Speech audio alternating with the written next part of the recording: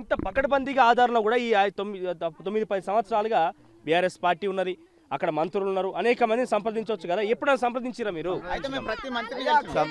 Minister అవును, ప్రతి మాలని కలిసినాం. వాళ్ళు ఉన్నారంటే పూర్తిగా మీకు ఎవరి నుంచి సహకారం దొరకలేదా? ఎక్కడ పోయినా కూడా పెద్ద పెద్దోళ్ళ చేతులు ఉన్నాయి, ఇంట్లో కేటీఆర్ చేయి కూడా ఉన్నదమ్మా. మేమేం చేయలేం. పోలీస్ స్టేషన్ పోతే మమ్మల్ని పట్టించుకోలేరు, మా కేసు తీసుకోలేరు సార్, మా తీసుకోలేరు. ఒకసారి మంత్రులను కలిసే క్రమంలో తలసాని శ్రీనివాస యాదవ్ దగ్గర పోయాం. అప్పుడు ఆయన సినీ ఫోటోగ్రఫీ మినిస్టర్గా ఉన్నప్పుడు మేమందరం కలిసి ఒక మెమరాండం ఇచ్చినాం. సరే ఇట్లా మా ల్యాండ్ను సినీ నిర్మాత అయిన సురేష్ బాబు కబ్జా చేస్తుండు, ఆయన దగ్గర నుంచి మాకు రక్షణ అంటే దానికి నేనేం చేయాలంటే, సార్ మీరు సినిమాకు సంబంధించిన మినిస్టర్ కదా, మాకేమైనా సాయం చేస్తారన్న ఉద్దేశంతో ఆయన దగ్గర పోతే అతనికి నేనేం చేస్తాను, నేను సినిమా మినిస్టర్ అయిన మాత్రం నేను వాంతో మాట్లాడతాను, నాకు సంబంధం లేదని ఆయన చెప్పిండు. మేము కలవని ప్రతి మినిస్టర్ లేడండి. ఇప్పుడు చనిపోయిన హోమ్ మినిస్టర్ మన నాయన నరసింహారెడ్డి గారు, ఆయన దగ్గరికి పోతే అరే నేనేం చేస్తారా బాబు మీకు, మేమేం చేయాలంటే సార్ మీరు పోలీసులకు ఒకసారి చెప్పండి, వాళ్ళ దగ్గరికి పోకండి, వాళ్ళ ఇళ్ళ దగ్గరికి పోయి మీరు డిస్టర్బ్ చేయకండి, ఎవరో చెప్తుండ్రని ఆ ఒక్క మాట చెప్పండి అంటే ఆయన అప్పుడు చనిపోయి ఎక్కడ ఉన్నాడు కానీ చెప్పాడు పోలీసులకు. ఎందుకు వాళ్ళని సతాయిస్తున్నారు అంటే మేము బోమని అన్నారంట గచ్చిబౌలి పోలీసులు, మాకు తెలియదు. అరే చెప్పిన పోరా బాబు అన్నాడు. అయినప్పటికీ కూడా ఇక్కడికి వచ్చినాక మేము వచ్చిన వెంటనే అంత పోలీసు వ్యాన్లు వస్తాయి, అధికారిని జిహెచ్ఎంసీ అధికారిని హెచ్ఎండి ఎవరిని కలవాలి, ప్రతి ఒక్కరిని మేము తొక్కని గడపలేదండి. ఆ ప్రతి గవర్నమెంట్ ఆఫీసు మేము దొక్కాము, ప్రతి ఒక్క దగ్గర రెఫరెండం ఇచ్చాం, ప్రతి ఒక్కరికి చెప్పినాం. ప్రతి సోమవారం కలెక్టర్ ఆఫీసులో మన ప్రజా దర్బార్ లాగా వాళ్ళు పెడితే దానికి పోయి అటెండ్ అయ్యి మా సమస్యలు చెప్పుకోవడం, కలెక్టర్ ఆఫీస్కు, మన రెవెన్యూ, రేరాకి, జిహెచ్ఎంసీ ఆఫీస్కు, ప్రతిదీ మేము మా దగ్గర ప్రతి హ్యూమన్ రైట్స్కి వెళ్ళాము, లోకాయుక్తాల కేసు ఇచ్చాము, అన్నీ ప్రతి ఒక్కటి. హ్యూమన్ రైట్స్లో మాకు అనుకూలంగా ఈ ఫెన్సింగ్ తొలగించాలని వాళ్ళు ఆర్డర్ ఇచ్చారు. అయినప్పటికీ కూడా మన జిహెచ్ఎంసీ వాళ్ళు దాన్ని ఇంప్లిమెంట్ చేయలేకపోయినారు. ఏంటంటే సార్ మేము ఏం చేయలేకపోతున్నాం, మీరు హైకోర్టులో వేయండి అని. హైకోర్టులో కూడా ఇప్పుడు రిట్ పిటిషన్ వేసాం, అది వెయిటింగ్లో ఉన్నది. అది మాకు డేట్ లిస్టింగ్కి వస్తే అదేం పరిష్కారం వస్తుందో దానికోసం వెయిటింగ్ ఉన్నది. అది వస్తే గవర్నమెంట్ తీసేస్తుందని ఆశతో మేము ఎదురు చూస్తున్నాం. అది ఇంకోటి మా ముఖ్య కారణం ఏంటంటే తెలంగాణ ప్రభుత్వంలో ఉన్నటువంటి మంత్రులందరూ వాళ్ళే, కబ్జాదారులు వాళ్ళే, కాబట్టి మాకు ఎలాంటి న్యాయం జరగలేదు. ఇంకోటి ప్రభుత్వ అధికారిని ఎవరి దగ్గరికి సంప్రదించినా కానీ వాళ్ళు ఎలాంటి రెస్పాండ్ అనేటువంటి ఇవ్వలేదు. ఎందుకంటే ప్రభుత్వం వాళ్ళ అధికారంలో ఉంది కాబట్టి ఏమన్నా కానీ మేము ఏం చెప్పినా కానీ వాళ్ళు ఎట్టి పరిస్థితుల్లో కూడా మమ్మల్ని పట్టించుకోలేదు. ఎందుకంటే దీని మీద పెద్దవాళ్ళ చేతుల్లో మేము ఏం చేయలేము, దీన్ని మేము దీని మీద ఎలాంటి యాక్షన్ తీసుకోవడానికి మాకు అవకాశాలు లేవని చెప్పండి. ఇక్కడ మాకు వినాయకుని ఉత్సవాలు కూడా జరిగేది, తర్వాత శ్రీరామనవమి ఉత్సవాలు కూడా మేము చాలా గ్రాండ్ గా జరుపుకునేది. అప్పుడప్పుడు ఈ యొక్క 60 ఎకరాల ల్యాండ్ ఎంత విలువ చేస్తుంటారు? సరే ఇప్పుడు 50 కోట్లకు ఎకరం చొప్పున అనుకున్నా కానీ 60 అంటే 3,000 కోట్లు, 30,000 కోట్లు, సారీ 30,000 కోట్లు, 3,000 కోట్లకు సంబంధించి ల్యాండ్ ఇది. అందుకనే వాళ్ళు ఏంటంటే అది పెద్ద ల్యాండ్, అది పెద్దవాళ్ళు ఉన్నారు, మేము ఏం చేయలేము అంతే. ఎంతసేపు ఎవరి దగ్గరికి పోయినా అంతే అంటారు, జిహెచ్ఎంసీ వాళ్ళ దగ్గర పోయినా అంతే అంటారు, పోలీస్ వాళ్ళ దగ్గర పోయినా అంతే అంటారు, ఎవరిని కలిసినా అంతే. ఇంతకుముందు కమిషనర్ దగ్గర పోయినాము, అంతకుముందు ఇక్కడ షీట్లు వేసేంత వరకు వీళ్ళు లేరండి. కొద్దిగా మన మర్రి శశిధర్ రెడ్డి కానీ ఈ రవిప్రసాద్ వీళ్ళు ఏం చేశారంటే మన కాకతీయ ఇండస్ట్రీస్ వాళ్ళు షీట్లు వేసేసరికి వాళ్ళకు కూడా ఒక రకమైన ధైర్యం వచ్చేసి ఒక టీఆర్ఎస్ వాళ్ళే మళ్ళీ విత్ ఇన్ ద టీఆర్ఎస్ వాళ్ళతో కలుసుకొని ఇప్పుడు సురేష్ బాబు, వెంకటేష్ బాబు వీళ్ళతోటే మాకు ఫైట్ ఉండే ఒకప్పుడు. ఇప్పుడు ఏమైపోయింది, మర్రి శశిధర్ రెడ్డి, మన మర్రి జనార్దన్ రెడ్డి వాళ్ళ తమ్ముడు, తర్వాత ఇంద్రకరణ్ రెడ్డి అల్లుడు రంజిత్ రెడ్డి, ఎప్పుడైతే దీంట్లో మళ్ళీ వాళ్ళ ల్యాండ్ గ్రాబర్ సురేష్ బాబు వాళ్ళ ఉండే కదా, వాళ్ళతో పాటు కొద్దిగా ల్యాండ్ మళ్ళీ వాళ్ళతో పాటు మళ్ళీ ఫేక్ డాక్యుమెంట్లు మళ్ళీ వాళ్ళు కూడా క్రియేట్ చేసేసుకొని వాళ్ళందరూ ఒకటైపోయి ఎంతసేపు చెప్పినా కానీ టీఆర్ఎస్ వాళ్ళ సపోర్ట్ ఉంది, మీరేం చేయలేరు, ప్రగతి భవన్ నుంచి కాల్ వస్తుంది అని చెప్పేసి జిహెచ్ఎంసీ గోపర్పల్లి ల్యాండ్కి ప్రగతి భవన్ నుంచి వస్తుంది, కేసీఆర్ చేసిరనే వీళ్ళు మన కేటీఆర్ వస్తాం ఉన్నది. ఇందులో కేటీఆర్ అందులో ఉన్నది, కేటీఆర్ అందులో ఉన్నదా మేమేం చేయగలుగుతాం అని చెప్పుకుంటూ వచ్చేది. ఎందుకంటే గవర్నమెంట్ వన్ సైడ్ గవర్నమెంట్, మంత్రులంతా వాళ్ళే, అది కాబట్టి మమ్మల్ని ఎవరు కూడా పట్టించుకోలేదు. ఇప్పుడు ఏమైందంటే సార్, హ్యూమన్ రైట్స్కి వెళ్ళిన తర్వాత హ్యూమన్ రైట్స్ వాళ్ళు డిమాలిషన్ ఆర్డర్ ఇచ్చారు మాకు. అయితే అదే జిహెచ్ఎంసీ వాళ్ళు అందరికీ ల్యాండ్ గ్రాబర్స్కి అందరికీ నోటీసు సర్వ్ చేసేసి ఫైనల్గా ఓకే ఇది అనాథరైజ్డ్ కన్స్ట్రక్షన్ అనేసి కన్ఫర్మ్ చేసుకొని జస్ట్ డిమాలిషన్ టీం ఏదైతే ఉంటుందో ఒక టీంకి వాళ్ళకు ఆల్రెడీ నోటీసులు కూడా పంపించారు. అక్కడ నుంచి ప్రాసెస్ ఆగిపోవడం జరిగింది. ఇంకా ఎంతసేపు అయినా సరే, ఎన్ని రోజుల నుంచి మేము ట్రై చేసినా కానీ జిహెచ్ఎంసీ వాళ్ళు మాకు ప్రగతి భవన్ నుంచి ప్రెజర్ వస్తుంది, మేము ఏం చేయలేము అంటున్నారు అన్నట్టు. సో అట్లా అని చెప్పేసి హైకోర్టులో కూడా వెళ్ళడం జరిగింది. లోకాయుక్త బైరంగంపల్లి నియోజకవర్గంకి వస్తుంది. ఇక్కడ ఎమ్మెల్యే కలిసి ఎప్పుడన్నా మరి చాలా సార్లు కలిసాం. గాంధీ గారిని కలిసానంటే సరే నేను మాట్లాడతాను, అక్కడ అది చేస్తాను ఇది చేస్తాను అంటుండే, కానీ ఆయన ఏం చేయలేకపోయింది. ఏం చేయాలంటే ఒకటే నేనేం చేయగలుగుతాను. ఎమ్మెల్యే ఏమంటాడంటే నేను ఆల్రెడీ మీకు ఏం చేయాలో చేస్తాను కంపల్సరీగా అంటాడు. కాకపోతే ఏంటంటే అందులో ఉన్నది కేటీఆర్ కాబట్టి ఇంకా ఆయన లోకల్ ఎమ్మెల్యే ఏం చేయలేకపోతున్నాడు. ఆయన దగ్గర చాలా సార్లు కలిసినాము, చేస్తానన్నాడు, ఏదైనా మీకు కంపల్సరీగా చేస్తానన్నాడు. కానీ ఎన్నిసార్లు కలిసినా కూడా అందులో ఉన్నది ప్రతి ఒక్కరికి ఇచ్చాం రిప్రజెంటేషన్. ప్రతి ఆఫీస్లో కానీ, ప్రతి ఎమ్మెల్యే కానీ, ప్రతి మన మినిస్టర్స్ కానీ, అంటే టీఆర్ఎస్ గవర్నమెంట్లో 2 సార్లు ఎవరెవరైతే ఉన్నారో ప్రతి ఒక్కరికి. ఆ మహమూద్ అలీని కూడా ఆయన హోమ్ మినిస్టర్ ఉన్నప్పుడు ఆయన దగ్గర కూడా పోయాం. ఎందుకంటే అంటే మా ప్రయత్నం మేము చేసాం. ఆయన ఒక హోమ్ మినిస్టర్ అన్న ఉద్దేశంతో పోయినాం, కానీ ఆయన హోమ్ గార్డ్ ఆపుతాడన్న సంగతి మాకు తెలియదు కదా. మాకు ఏమైనా సాయం చేస్తాడో అని ఆశతో పోయినాం, కానీ అది కూడా ఏం ఫలించలేదండి.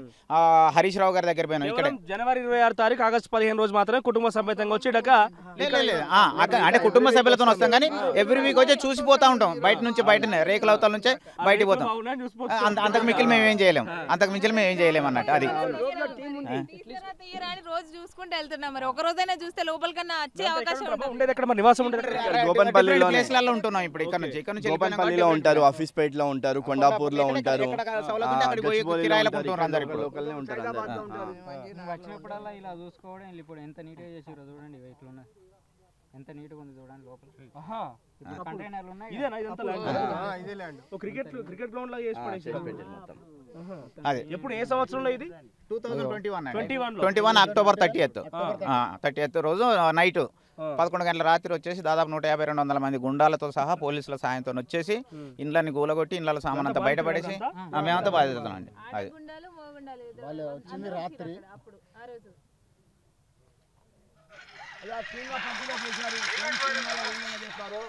ఆ విధంగా మనకు రియల్గా చూపించాడు. రాత్రి మట్టి అంతా ఎత్తిపోసారు, భూమి మట్టం చేశాడు. మనకు నామరూపాలు లేకుండా స్తంభాలు ఇంబాలు అన్నీ పోయినాయి. ఏం లేదు, అంతా ఎత్తేసాడు.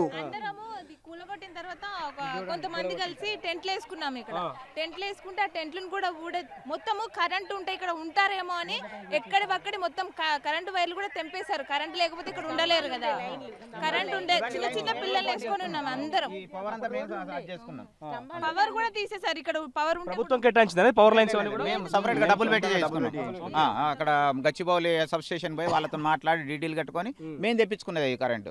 అంతే. గవర్నమెంట్ మాకు కరెంట్ మీటర్స్ వచ్చినాయా?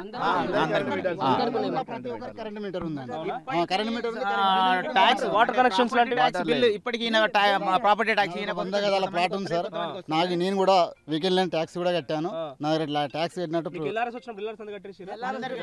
కొంతమంది కట్టినరు, కొంతమంది కట్టనియలేదు. ప్రొసీడింగ్స్ కూడా సార్, ఎల్ఆర్ఎస్ ఫైనల్ ప్రొసీడింగ్స్ కూడా మాకు ఇచ్చారు ఆల్రెడీ. తక్షణ కర్తవ్యం మీరు ఏం చేయాలనుకుంటారు? ఇప్పటికే మీరు ప్రజావాణి దగ్గరికి వచ్చారు, ముఖ్యమంత్రి రేవంత్ రెడ్డి దృష్టి కూడా ఈ సమస్య పోయి ఉంటుంది. ఇంకా ఏం పరిష్కారం కనబడలో ఇంటెలిజెన్స్ వచ్చి రికార్డు రాసుకొని పోయారు. ఇప్పుడు తక్షణ కర్తవ్యం ఈ రోజు అక్కడ కంచెను తొలగించేసుకొని మీరు లోపలికి వచ్చి లోపలికి వచ్చిన మా ఉద్దేశం ఏంటంటే, ఈ రోజు నిన్నటి వరకు ఉన్న టీఆర్ఎస్ గవర్నమెంట్ పోయి కాంగ్రెస్ గవర్నమెంట్ అధికారంలోకి వచ్చింది. రేవంత్ రెడ్డి గారి మీద, కాంగ్రెస్ గవర్నమెంట్ మీద మాకు నమ్మకం ఉన్నది. మా సమస్యను దయచేసి వాళ్ళు రిసీవ్ చేసుకొని ఈ సమస్య భూ కబ్జాదారుల నుంచి మమ్మల్ని కాపాడి మా ల్యాండ్ మాకు ఇప్పించేసి, అంటే మాకు సేల్ డీడ్, అంటే మాకేదో గవర్నమెంట్ ల్యాండ్ ఫ్రీగా ఇచ్చే ల్యాండ్ అని కాకుండా మా సేల్ డీడ్ ఉన్నది, మేము కొనుక్కున్నది, మా హక్కు భూమి అది, మాది మాకు ఇప్పించేసి, ఒకవేళ వాళ్ళ కబ్జాదారులది ఏమన్నా ఉంటే వాళ్ళకి ఇచ్చేసి మా ప్లాట్లు మాకు అందజేసి మాకు సాయం చేస్తారన్న ఆశతోని ప్రజావానికి పోయి 2 సార్లు మెమరాండం ఇవ్వడం జరిగింది. సేమ్ టైంలో ఇక్కడ కూడా ఇవాళ 26 జనవరి రోజు మా హక్కు, మా భూమి, మా హక్కు మేము కాపాడుకునే మాకు అది ఉన్నది కాబట్టి దాంతోపాటుగా జెండా ఎగిరేసుకోవాలని, ఈ రోజు ఎట్టి పరిస్థితుల్లో మా భూమిలో మేము ఎగిరేసుకోవాలి జెండా. ప్రతిసారి రోడ్డు మీద ఎగిరేసుకుంటున్నాం కదా, రోడ్డు మీద కాదు, ఇలా మా ప్లాట్లోనే మేము ఎగిరేసుకోవాలన్న ఉద్దేశంతో దాన్ని రేకులను బద్దలు కొట్టుకొని లోపలికి వచ్చి మేము జెండా ఎగిరేసుకోవడం జరిగింది. పోలీసు వాళ్ళు వచ్చింది కానీ ఏమనలేదు, మీరు అది చేయకండి, ఇది హై లెవెల్లో ఉన్నది, మేము మాట్లాడుతున్నాం. వాళ్ళు కూడా ఇంటెలిజెన్స్ వాళ్ళు వస్తున్నారు, ఎంక్వైరీ చేస్తున్నారు, అది రిపోర్ట్ వస్తుంది, గవర్నమెంట్ ఏమైనా చేస్తారు కాబట్టి. అంటే చేసే రోజు ఇంతకాలం నుంచి చేయలేదు, ఈ రోజు చేస్తారని ఎట్లా అనుకుంటాం, చేయనియండి, మాకు కాదంటలేము. కానీ ఈ రోజు మేము మా దాంట్లోకి వచ్చాము, మేము తప్పనిసరిగా మాది ఆక్యుపై చేసుకుంటాం. మా ల్యాండ్ మేము తీసుకొని మేము స్వాధీనపరచుకొని మేము ఇల్లు కట్టుకొని ఉంటాం అన్న ఉద్దేశంతో మేము లోపలికి వచ్చాము.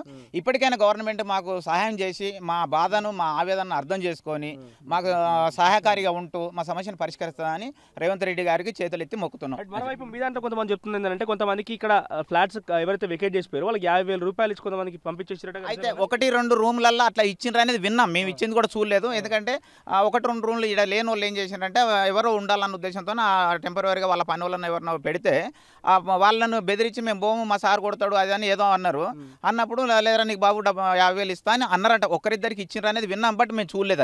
అది ఎంతవరకు వాస్తవం? కాలంగా పోరాడుతున్నారు ఈ పోరాటం. మేము దాదాపు 8-10 సంవత్సరాల నుంచి పోరాడుతున్నాము. 10 సంవత్సరాల నుంచి పోరాడుతున్నాము. ప్రతిసారి ఇంతే. పోలీస్ వాళ్ళు ఎంతసేపు టీఆర్ఎస్ గవర్నమెంట్ ఉన్నన్ని రోజులు ఇదే ఇబ్బంది ఉండే మాకు. ఇప్పుడు టీఆర్ఎస్ గవర్నమెంట్ పోయింది కాబట్టి మా సమస్యకు పరిష్కారం దొరుకుతుందని అనుకుంటున్నాము. ఇప్పుడు టీఆర్ఎస్ గవర్నమెంట్ పోయి కాంగ్రెస్ గవర్నమెంట్ వచ్చినాక ఈ రోజు పోలీసు వాళ్ళు సౌమ్యంగా మాట్లాడి మమ్మల్ని ఏమనుకుంటా పోయింది. ఫస్ట్ టైం గౌరవం ఇచ్చారు అంతే. టీఆర్ఎస్ గవర్నమెంట్ ఉన్నారు. రేవంత్ రెడ్డి గారు వచ్చినాక, ఈ ప్రభుత్వం వచ్చినాక మమ్మల్ని గేట్ లోపలికి వచ్చినా కూడా పోలీసులు మంచిగా మాట్లాడి ధైర్యం హ్యాపీగా ఉంది. ఈ రోజు అసలు ఇక్కడి నుంచి మాకు వెళ్ళబుద్ధి కావట్లేదు తెలుసా. అదే రేవంత్ రెడ్డి ఇచ్చిండు ఆ ధైర్యం మాకు. ఎవరిచ్చిర్రు? ఆయన ధైర్యంతో ఎంత లేచి ఎవరినైనా కానీ ధర్నించాలి. ఏ గుండగాళ్ళని కానీ ఎవరిని కానీ ఎంత దారికారిని కానీ ధర్నించాలి చేయాలి అన్నాక అది మాకు వచ్చింది. ఈరోజు మేము ధైర్యం చేసి బద్దలు కొట్టుకొని ఎంతటి వాడిని వదిలిపెట్టేది లేదు. ఎంతటి వాడైనా ఎంత పెద్దవాడైనా అని వచ్చి ఇక్కడ మాట్లాడాల్సిందే అన్నాడు. ఆ ధైర్యంతో మాకు కూడా కొద్దిగా వచ్చింది. సుమారుగా రంగనాథ్ నగర్కి సంబంధించినటువంటి ఈ యొక్క 60 ఎకరాల ఫ్లాట్లకు సంబంధించి అటు చూస్తే అటు హైవే ఉంది, ఇటువైపు సీసీ రోడ్ నిర్మాణం ఉంది. ఉస్మాన్ నగర్కి వెళ్ళేటువంటి రహదారి ఉంది, సీసీ రోడ్డు.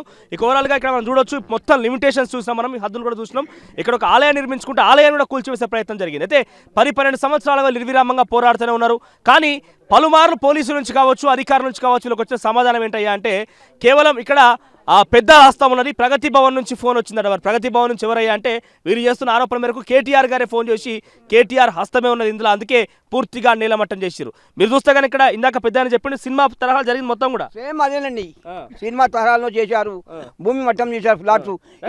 ఇక్కడికి అప్పుడు ఇల్లు ఉండే. ఇక్కడ చూస్తే కనుక ఈ చెట్టు ఆనవాళ్ళు పెట్టుకొని ఈ ఇంటికి ఏవైతే యజమానిగా ఉన్నాయో ఆయన చెప్తున్నాడు. హుజరాబాద్ ఎలక్షన్స్కి పోయేసరికి ఇల్లు మొత్తం నీలమట్టమైంది. ఇక్కడ ఫోటోలు చూపిస్తే పెద్ద రికార్డే ఉన్నది. ఇల్లు నిర్మాణం అన్నీ కూడా ఉన్నాయి. కానీ ప్రస్తుతం చూస్తే కనుక నిజంగా ఇక్కడ ఇల్లు నిర్మించిరా? ఒక్క ఇటుక పిల్ల ఒక్క ఆనవాళ్ళు కూడా ఏం లేకుండా పూర్తిగా చదును చేసేసి ఈ యొక్క ల్యాండ్ ఎంత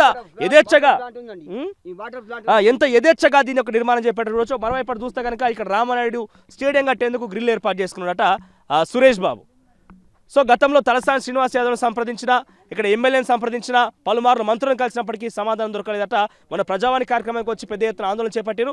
ఈరోజు కూడా స్వేచ్ఛగా బయటకు వచ్చి ఈ లోపలికి వచ్చి ఇన్ని రోజులుగా బయట మాత్రం మేము జెండా ఆవిష్కారం చేసుకొని వెళ్ళే వాళ్ళం.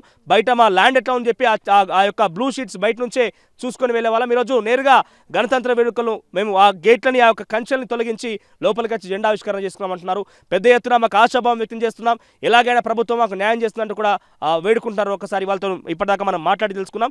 చివరిగా చూస్తే కనుక ఈ ల్యాండ్కి సంబంధించి ప్రజావాణిలో వాళ్ళు సుమారుగా వారం 10 రోజులు కావస్తోంది. ఈ సమస్య గురించి నేరుగా ముఖ్యమంత్రి దృష్టికి తీసుకెళ్ళినప్పటికీ కూడా దానికి ఇంకా పూర్తి పరిష్కారమే దొరకలేదు. కానీ కొంతమంది పోలీసు అధికారులు వచ్చి ఇక్కడ విచారణ చేసుకొని పోయారట. మరి చూద్దాం ఎంత మేరకు ఈ ప్రభుత్వంలోనైనా. గతంలో చూస్తే కనుక కబ్జాకోర్లు ఏకంగా రేవంత్ రెడ్డి మాట్లాడండి. పెద్దల సభలో మొత్తం కూడా కబ్జాకోర్లు ఉన్నారు. రకరకాలుగా గత ప్రభుత్వాన్ని కూడా ఆయన యొక్క మాట తీరుతోనే ఒక శైలితో మాట్లాడే పరిస్థితి. మరి నేరుగా ఆయన అధికారంలోకి వచ్చిన తర్వాత ఈ సమస్యను ఏ మేరకు పరిష్కరిస్తారో మాత్రం చూడాల్సి ఉంది. ఎందుకంటే ఇక్కడ చాలా వరకు మధ్యతరగతి, దిగువ మధ్యతరగతికి ఇందాక ఒక అమ్మ మాట్లాడుతూ కూరగాయల షాప్ ఉందంట మార్కెట్లో. తర్వాత ఇక్కడ దినవారీ పనుల కోసం ఇండ్లలో పనులు చేసుకుంటూ కూడా ఇక్కడ ఫ్లాట్లు కొనుక్కున్న పరిస్థితి. సో అటువంటి వాళ్ళ దగ్గర నుంచి ఇక్కడ బడాబాబులు ఇక్కడ ధర బలుకుతున్న నేపథ్యంలో బడాబాబులు వచ్చేసి ప్లాట్ల మొత్తం కూడా చదును చేసి కబ్జా చేసే ప్రయత్నం చేశారు. మరి ఏ మేరకు ప్రభుత్వం సహకరించి ఈ యొక్క సమస్యను పరిష్కరిస్తూ మాత్రం చూడాల్సి ఉంది.